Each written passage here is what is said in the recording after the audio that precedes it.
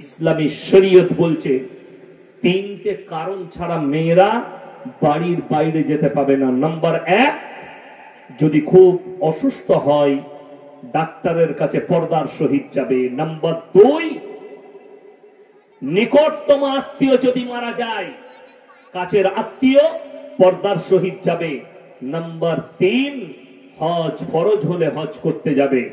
আমার বন্ধুগণ ভালো করে বুঝবেন, আমার মায়েদিকে বলছি, তোমরা পর্দার সহিত মরা বাড়িতে যাবে, পর্দার সহিত নিকটতম আত্মীয় মারা গেলে যাবে, কিন্তু ভেবে দেখুন তো কোথাকার কে মরেছে ও জানে না, ও ঠিক গাড়িতে গিয়ে শাড়ি পরে বসে যাবে, লোক মরেছে আমাকে যেতে হবে।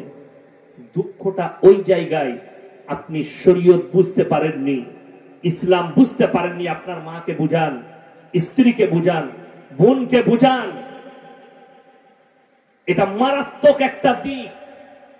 এই দিকটা শুনেলেন, এখানে একটা দিক বলে দিই। ইসলামে নারীদের জন্য পর্দাকে ফরজ করা হয়েছে, হয়েছে না হয়নি? নারীদের জন্য পর্দা কি ফরজ? আপনি ভেবে দেখুন, একটা পালস চকলেটের দাম কত? 1 টাকা, তাই না? ওটা প্যাকেটের মধ্যে থাকে না, খুলে বিক্রি করে কোন দোকানি? প্যাকেটের মধ্যে রাখে, ডিব্বার মধ্যে রাখে। কেন? কেউ যদি খুলে ওটাকে রাস্তায় বিছিয়ে বিক্রি করে, সমাজের লোক তার চকলেট কিনবে না। মাছি বসেছে, ধুলো পড়েছে, এটা কিনবো না। চকলেটটা যেন ঢাকা থাকে, প্যাকেটের মধ্যে থাকে, তবে আপনি নেবেন। আপনি 1 টাকা পালস চকলেটের মূল্য বুঝতে পারলেন, তার ইজ্জত বুঝতে পারলেন, অথচ আপনি বুঝতে পারলেন না নিজের বিটির ইজ্জত, নিজের বিবির ইজ্জত, নিজের বোনের ইজ্জত, নারীর ইজ্জত বুঝতে পারলেন না।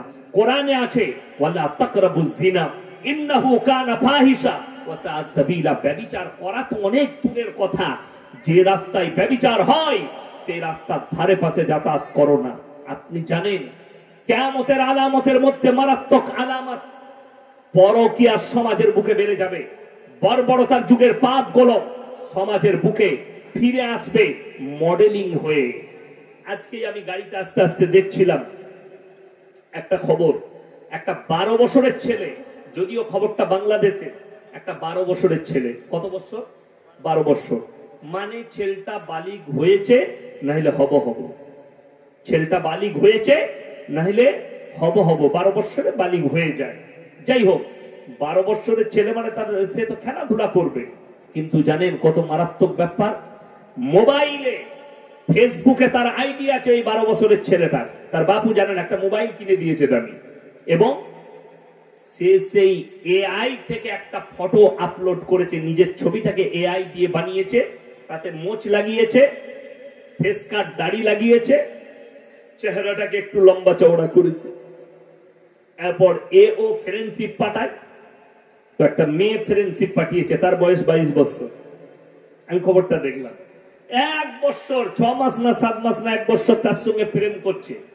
আজকে সে চলে এসছে তার বাড়িতে, বলছে তুমি এই ছেলেটাকে প্রেম করো? বলে না, একে নয়, ছবি দেখাচ্ছে এই ছেলেটাকে।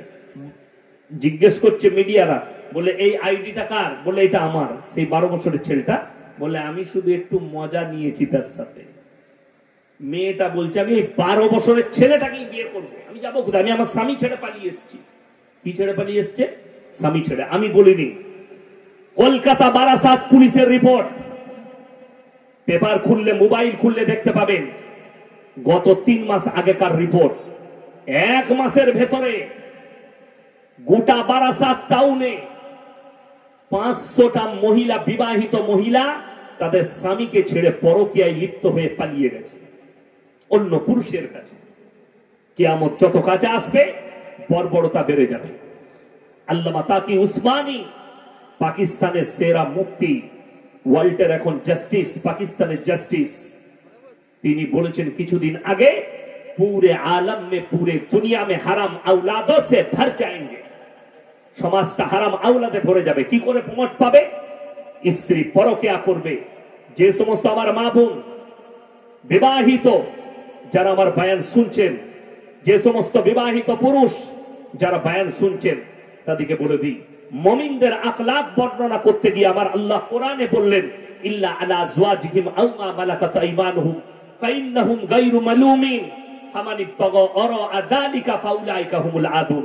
তোমরা তোমাদের স্ত্রী ছাড়া যদি অপর নারীর সঙ্গে সম্পর্ক করো, তোমরা যদি পরকিয়া করো, এটা হচ্ছে সীমা লঙ্ঘনকারী।